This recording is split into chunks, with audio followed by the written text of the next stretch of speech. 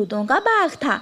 मिठू तोते ने अपने अमरूदों के बाग से थोड़ी ही दूर अपना घर भी बनाया हुआ था। मिठू तोता सारा दिन खेतों में काम करता। वो नदी से पानी लाता और हर पौधे को पानी देता। गौरी कव्वी और कालू कौवा गुजरते हुए वहाँ आते हैं। मिठू, तुम दिन रात काम करते हो और तुम्हारे इन पौधों को अभी तक एक भी अमरूद नहीं लगा।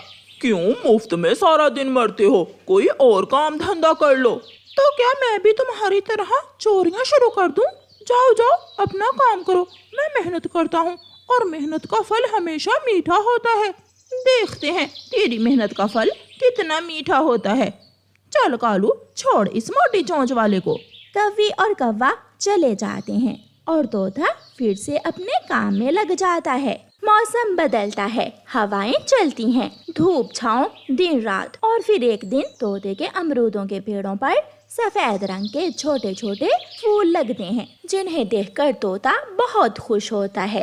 मेरे बाग में फूल लग गए, मेरे बाग में फूल लग गए। तोता घर भागता है। हरियाली हरियाली, अमरूदों के पेड़ों पर फूल लग गए हैं, सफेद फूल जिनसे अमरूद बनेंगे, फल लगेगा। मिठू जी, आपकी चिंता भी खत्म हुई। मैं कहती थी ना, एक दिन हमारे अमरूद के पेड़ों पर अमरूद जरूर लगेंगे। कुछ ही दिन गुजरते हैं कि वो सफेद फूल बड़े बड़े अमरूदों में बदल जाते हैं। कुछ अमरूद पक गए थे और कुछ कच्चे थे। तोता अपने बाग से पके हुए अमरूद तोड़ता है और उन्हें मंडी ले जाता है। जंगल के रास्ते पर जहाँ से तोता अमरूद लेकर जा रहा था, अमरूदों की खुशबू ही खुशबू फैल जाती है। कालू, ये अमरूदों की खुशबू कहाँ से आ रही है? बाहर जाकर देखो, शायद कोई अमरूद लेकर जा रहा होगा। प्यारे दोस्तों, रानो चिड़िया की ऐसी कहानियाँ सुनने के लिए YouTube सर्च बार में रानो चिड़िया की कहानी लिखें या फिर ये बटन दबाकर बोलकर कहें रानो चिड़िया की कहानी।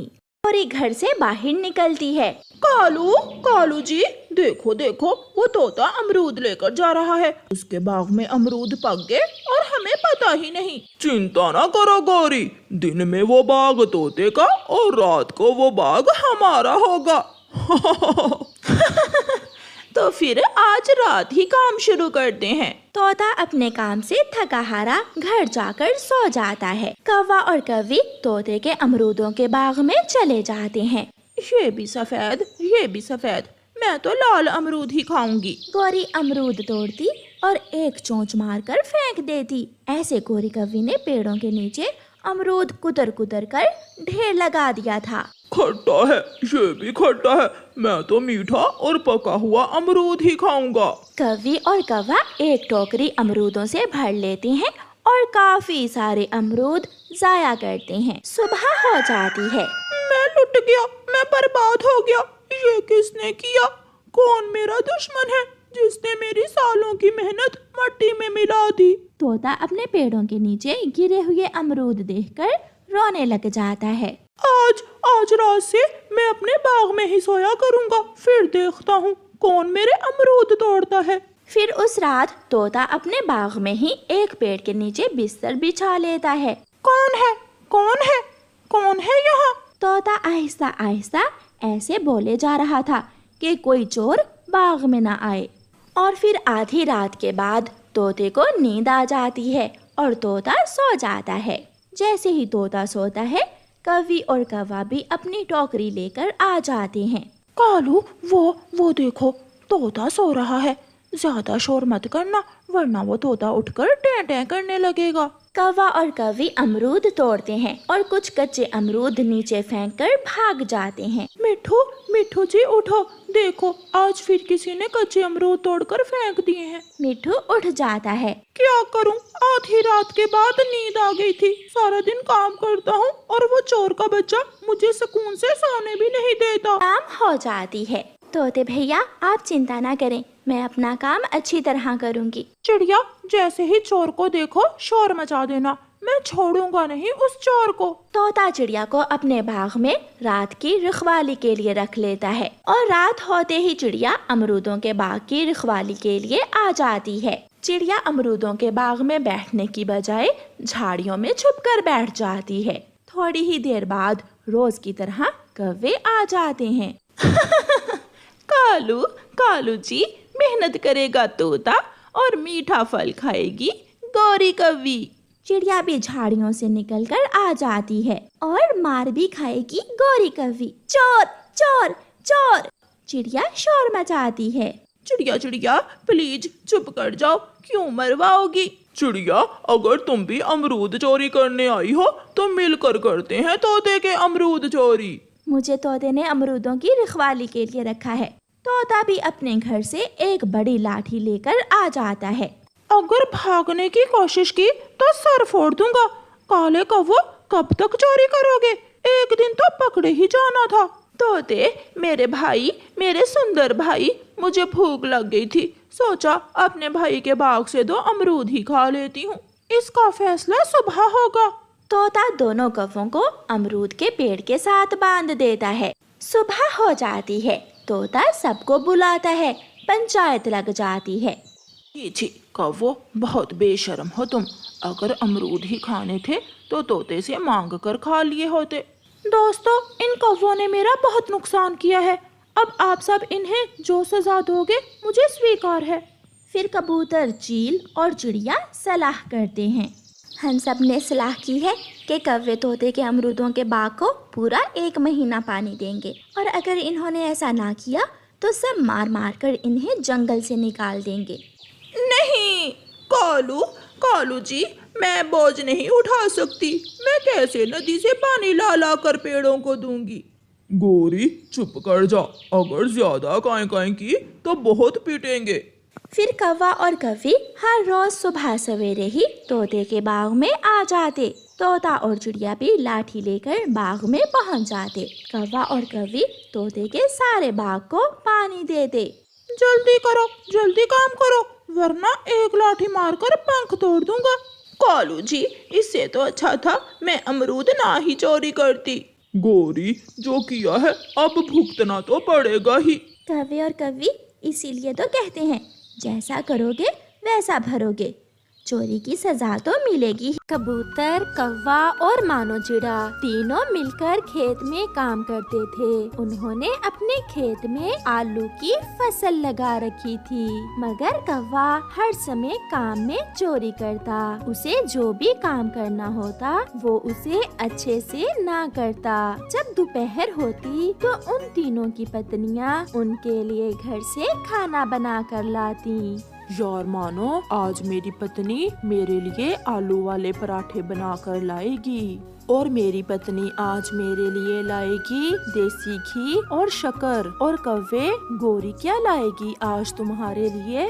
कल तो दाल थी, देखते हैं आज क्या लेकर आती है। दोपहर हो जाती है। वो तीनों एक पेड़ के नीचे बैठ जाते हैं और उन तीनों की पत्नियां उनके लिए खाना लेकर आती हैं। ये क्या, आज फिर दाल लाई हो? ले जाओ, मैं नहीं खाऊंगा। रोज दाल, रोज दाल। जो घर में था मैं ले आई, मैं कहाँ से तुम्हारे लिए भाजी बना कर लाती। अरे अरे, आप लड़ क्यों रहे हो? आप हमारे साथ खाना खा लें। हाँ हाँ ठीक है, काम भी तो इकट्ठे ही करते हैं, खाना भी इकट्ठे ही खा लेते हैं। फिर कौवा और कौवी चिड़िया से खाना लेकर खा लेते हैं। मुझे तो अब नींद आ रही है, अभी थोड़ा सा काम बाकी है, काम खत्म कर लें फिर तुम सो जाना। यार क्या बताऊं, जब भूखा होता हूँ तो मुझसे काम नहीं होता, और जब पेट भर के खा लूं तो फिर नींद बहुत आती है। गोरी, चिड़िया और लूसी कबूतरी खाना देकर वापस चली जाती हैं। मानो चिड़ा और कबूतर फिर से काम में लग जाते हैं और कालू कौवा सो जाता है। ऐसे ही कुछ दिन गुजर जाते हैं और उनकी आलूओं की फसल तैयार हो जाती है। कालू, अब आलू की फसल तैयार हो गई है, अब काम ज्यादा होगा। मैं तो कहती हूँ कि तुम 2-4 दिन बीमार होने का नाटक करो। गोरी, मैं भी यही सोच रहा था, मुझसे जमीन खोदकर आलू नहीं निकाल होंगे। गोरी और कालू काम से बचने के लिए ऐसे उपाय ढूंढ रहे थे। दूसरी तरफ कबूतर और मानो चिड़ा भी बैठे सोच रहे थे कि कालू कौवे से काम कैसे करवाएं। आ गया, मुझे उपाय आ गया। कबूतर, क्या उपाय आ गया है कि कालू कौवे से काम कैसे करवाएंगे। अब कालू जमीन खोदकर सारे आलू अकेला ही निकालेगा। कबूतर, वो कैसे? कालू को आ लेने दो, फिर मैं बताता हूँ। थोड़ी देर बाद कालू कौवा भी आ जाता है। दोस्तों, मुझे तो आज तेज बुखार है, कोई भी काम करने को मन नहीं कर रहा। कबूतर थोड़ी दूर से शोर मचाता हुआ आता है। दोस्तों, मैं खेत की खुदाई कर रहा था कि मुझे एक खजाना दिखा। कहाँ कहाँ है खजाना?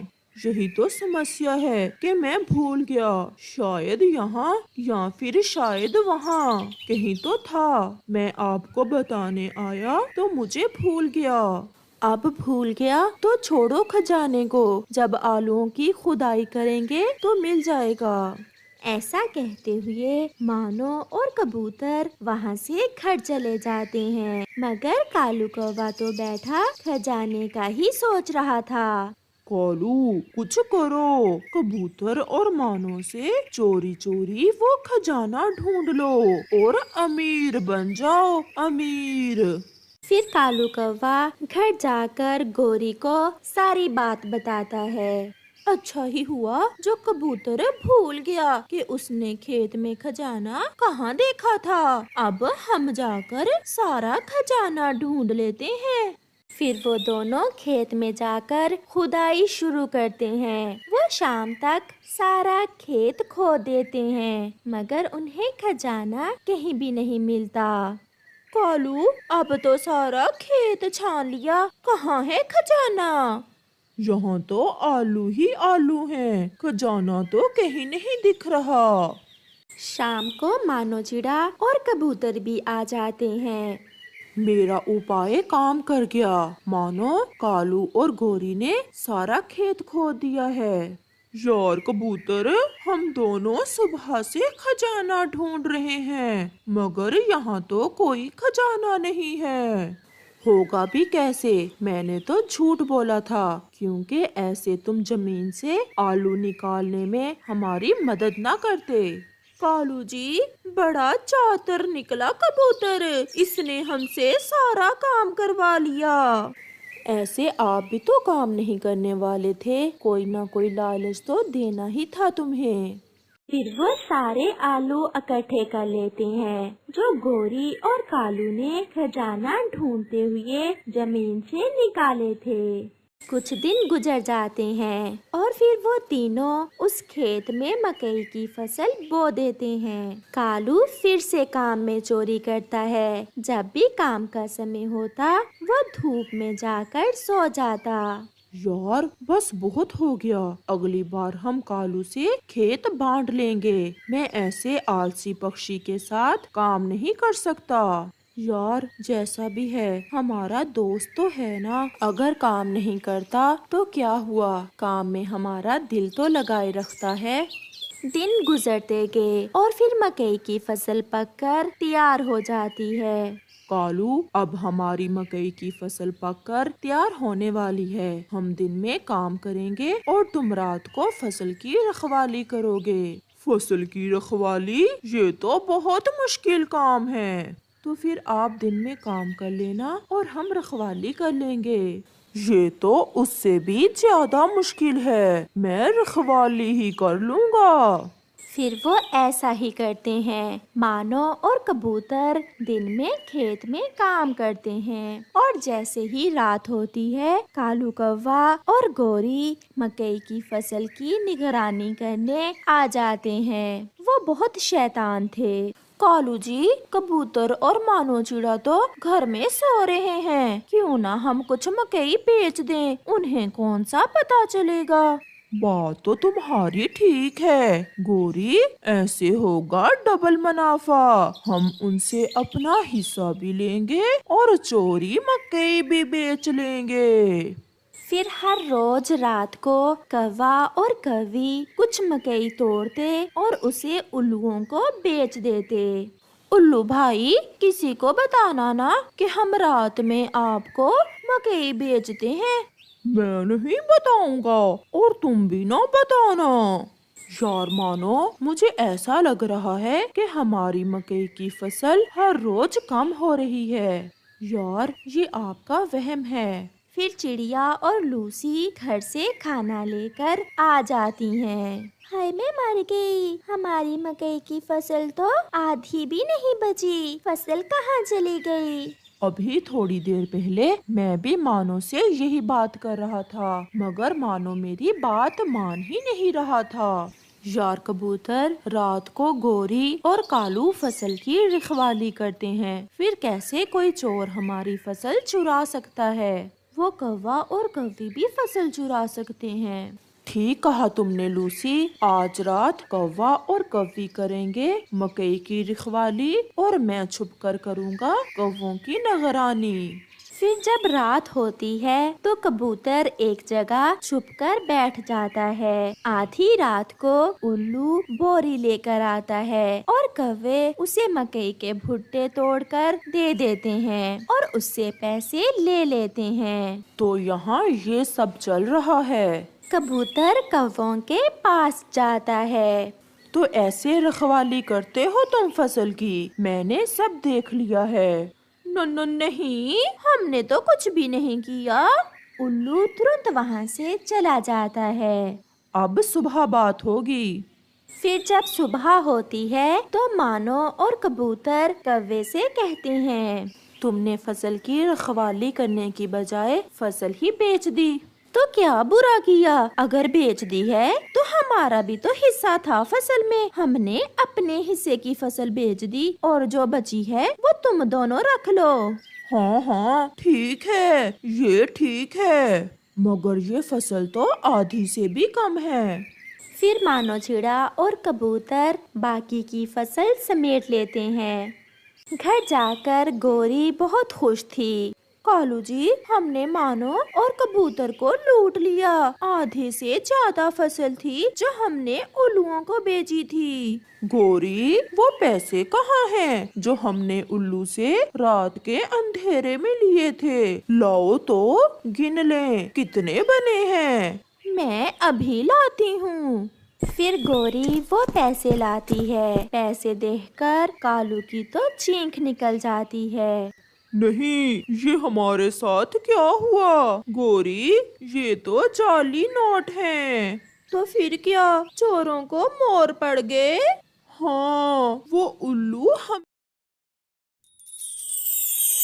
बसंतपुर नामक एक छोटे से गांव में लता और घनश्याम नामक पति पत्नी अपने 2 बच्चे पिंकी और चीकू के साथ एक छोटे से घर में रहते थे।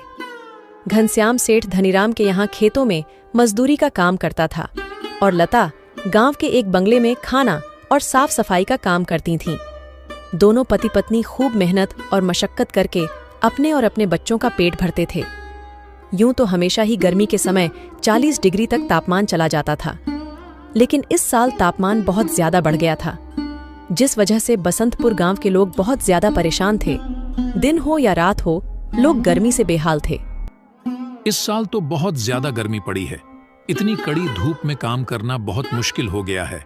घर से निकलते ही पसीना बारिश की तरह टपकने लगता है। इतनी भारी गर्मी में तो काम पर भी जाने का मन नहीं करता। न जाने इस साल की गर्मी कैसे कटेगी। चलो अच्छा, मैं काम पर जाता हूँ, वरना सेठ गुस्सा करेंगे। घनश्याम मजदूरी पर चला जाता है। पिंकी और चिंकी एक सरकारी स्कूल में पढ़ते थे। लता पिंकी और चिंकी को स्कूल छोड़कर काम पर चली जाती है। उस बंगले में मालकिन हेमलता और मालिक रामचंद्र अपने 2 बच्चे टीना और शिवम के साथ रहते थे। अरे लता, आ गई तू। अब चल जल्दी से सारे काम निपटा लो। पता है ना शिवम की बर्थडे पार्टी है, तो सारे काम 4 बजे से पहले ही हो जाने चाहिए। और हाँ, इसके बाद तुम घर सजाने में भी मेरी मदद करोगी, ठीक है? ठीक है मालकिन, मैं पहले जाकर घर के सारे काम निपटा लेती हूँ। इसके बाद घर को सजाने में मैं आपकी मदद करूँगी। ऐसे लता घर के सारे काम करने के बाद हेमलता की घर को सजाने में मदद करती है। हेमलता और लता मिलकर पूरे घर को अच्छी तरह से सजा देते हैं।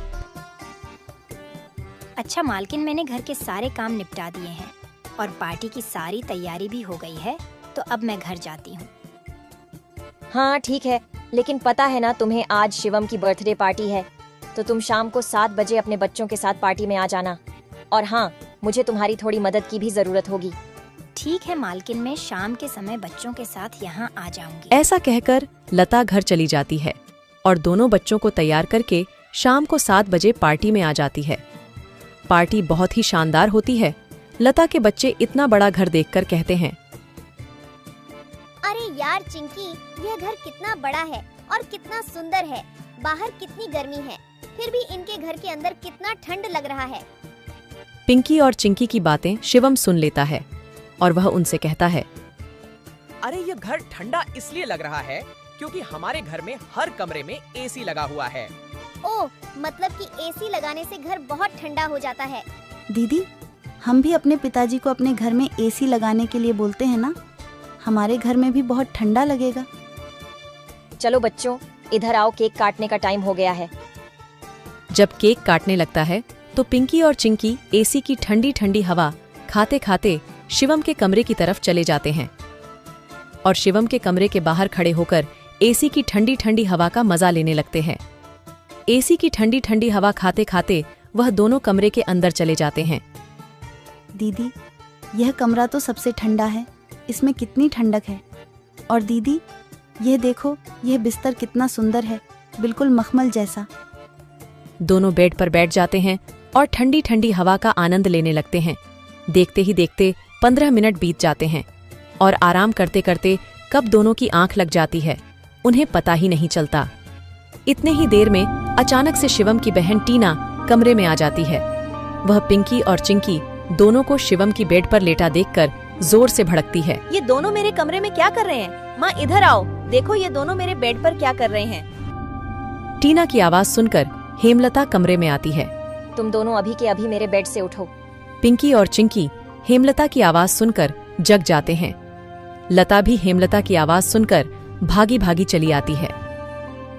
क्या हुआ मालकिन? आपकी बहुत जोर से नीचे आवाज आ रही थी। क्या हुआ?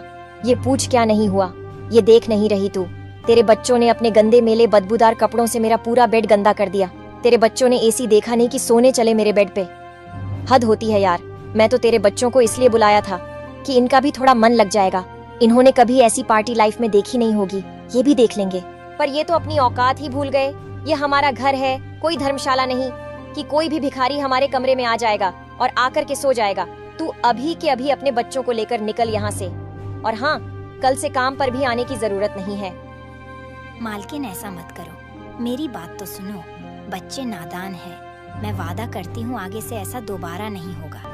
यह मेरी आखिरी भूल समझकर माफ कर दीजिए मालकिन। मुझे काम से मत निकालिए मालकिन। इस काम के सहारे तो मेरा घर चल रहा है। ये तेरी सर दर्द है। अब तू यहाँ पर काम नहीं कर सकती। अब तू अपने बच्चों को ले और यहाँ से निकाल। हेमलता लता और उसके बच्चों को घर से बाहर निकाल देती है और आगे से काम पर आने को भी मना कर देती है। अब लता के पास कोई काम नहीं था। घर का सारा भार अब घनश्याम के कंधों पर आ गया था। हे भगवान, आज तो खाना बनाने के लिए आटा भी नहीं है। अब मैं आटा कहाँ से लाऊं? मेरे पास तो अब और पैसे भी नहीं है। और जो तनख्वाह घनश्याम जी को मिली थी वह सब घर खर्चे में खत्म हो गए। मेरा क्या है, मैं तो पानी पीकर भी सो जाऊंगी, पर बच्चों को क्या? भूखे पेट इन्हें नींद कैसे आएगी?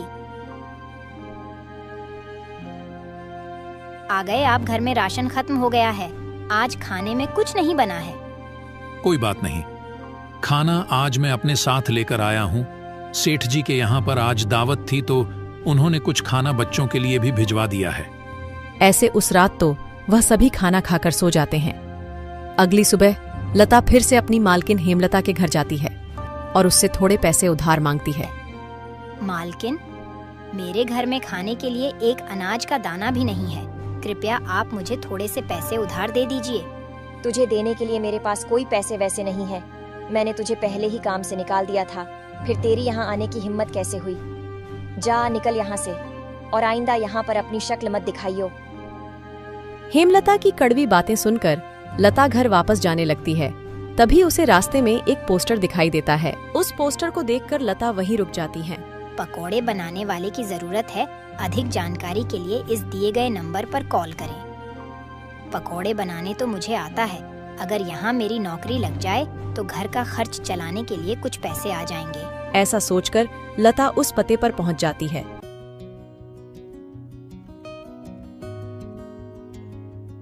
भैया, मैंने आपका पोस्टर देखा। आपको किसी पकोड़े बनाने वाले की जरूरत है? हाँ, जरूर तो है। तुम पकोड़ा बना लोगी। क्या तुम्हें पकोड़े बनाने आते हैं? हाँ, सब मुझे कई तरह के पकोड़े बनाने आते हैं, जैसे मिर्च का पकोड़ा, पालक का पकोड़ा, पनीर का पकोड़ा और भी कई प्रकार के पकोड़े मुझे बनाने आते हैं। तो ठीक है, तुम आज से ही काम पर लग सकती हो। ऐसे लता पकोड़े बनाने वाले के साथ काम पर लग जाती है और ग्राहकों को पकोड़े सर्व करने लगती है। ऐसे ही शाम हो जाती है और रमेश के सारे पकोड़े बिक जाते हैं। चलो, आज तो सारे पकोड़े बिक गए। आज तो तुमने पकोड़े सिर्फ सर्वे किए हैं, लेकिन कल से तुम्हें पकोड़े बनाने भी होंगे। हाँ साहब, मैं बहुत ही स्वादिष्ट पकोड़े बनाना जानती हूँ। तो ठीक है, ये लो आज के काम के पैसे। 300 रुपए लेकर लता सबसे पहले राशन की दुकान पर जाती है और वहां से राशन का सामान खरीदकर घर आ जाती है। घर पहुंचकर लता सबसे पहले बच्चों के लिए खाना बनाती है और उनको परोसती है। चिंकी, पिंकी, आ जाओ, खाना खा लो। इतने में घनश्याम भी वहां आ जाता है और लता घनश्याम को अपने नए काम के बारे में बताती है। इस तरह सारे मिलकर खुशी खुशी खाना खाते हैं। अगली सुबह लता बच्चों को स्कूल छोड़कर वापस काम पर चली जाती है। दुकान पर पहुंचकर लता पकोड़े बनाती है। लता के बने हुए पकोड़े ग्राहकों को बहुत पसंद आते हैं। लता के बने हुए पकोड़े खाकर ग्राहक पकोड़े की बहुत तारीफ करते हैं। उनको आज के बनाए हुए पकोड़े कल से भी ज्यादा अच्छे लगे। रमेश भाई, तुम्हारे आज के पकोड़े का तो कोई जवाब ही नहीं। इससे स्वादिष्ट पकोड़े मैंने आज से पहले इस होटल में कभी नहीं खाए। आखिर आज ऐसा क्या मिलाया है इन पकोड़ों में जो इतने स्वादिष्ट बने हैं? आज तो मैं एक और प्लेट खाऊंगा। मेरे लिए एक एक्स्ट्रा प्लेट पकोड़े लगा दो। ऐसे रमेश अपने ग्राहकों के मुंह से पकोड़े की तारीफ को सुनकर लता से कहता है, लता, तुम्हारे हाथ में तो जादू है।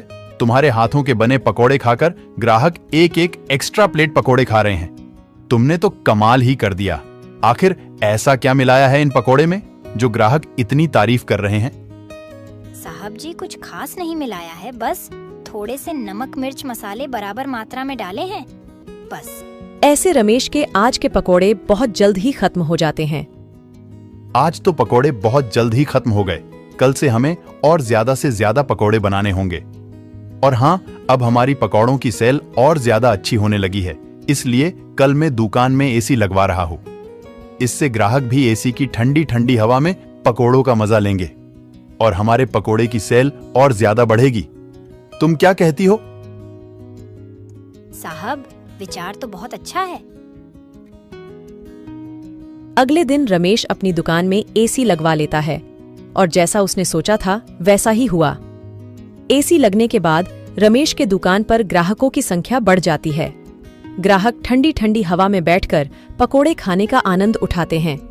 ऐसे रमेश के आज भी सारे पकोड़े बहुत जल्द ही बिक जाते हैं। शाम के समय जब लता घर वापस आती है और वह चिंकी और पिंकी को आपस में बातें करते हुए सुनती है। दीदी, उस दिन पार्टी में कितना मजा आ रहा था ना।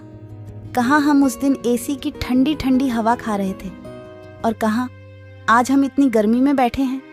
काश हमारे घर में भी एसी होती तो हम भी अभी एसी की ठंडी ठंडी हवा खा रहे होते। इतने में लता अंदर आ जाती हैं। अरे चिंकी और पिंकी, तुम दोनों क्या कर रहे हो? तुम दोनों ने अपने स्कूल का होमवर्क किया? चलो जल्दी से अपना अपना होमवर्क कर लो। मैं खाना बनाने जा रही हूँ। इसके बाद खाना खाकर जल्दी सो जाना। कल तुम्हें सुबह उठकर स्कूल भी तो जाना है ना? ठीक है माँ, हम स्कूल का काम करके आते हैं। ऐसे दिन बीतते जाते हैं और लता के हालात पहले से ठीक होते जाते हैं। ऐसे ही एक दिन सुबह लता काम पर जा रही होती है, तभी उसे भंगार की एक दुकान दिखती है। उसे दुकान पर कई सारे सामान थे, जैसे कूलर, पंखा, फ्रिज, एसी इत्यादि। लता का ध्यान उस दुकान में रखे पुराने एसी की तरफ जाता है। वह उसे बहुत पसंद आता है। वह उस दुकानदार से बोलती है, भैया, ये एसी का क्या दाम है? मात्र 10,000 रुपए की है। 10,000? ये तो बहुत ज्यादा है। ज्यादा नहीं, ये तो बहुत कम है। ये सेकंड हैंड एसी है। अगर नई एसी खरीदने जाओगी तो 30,000 से कम की नहीं आएगी। अच्छा ठीक है, पर ये सही से तो चलती है ना? हाँ, बिल्कुल सही से चलती है। अगर 6 महीने से पहले ये एसी बंद हो जाती है तो इसकी सारी रिपेयरिंग की सर्विस बिल्कुल फ्री होगी। ठीक है, लेकिन इसका सही सही दाम लगाओ। मैं इसके 8,000 दूंगी।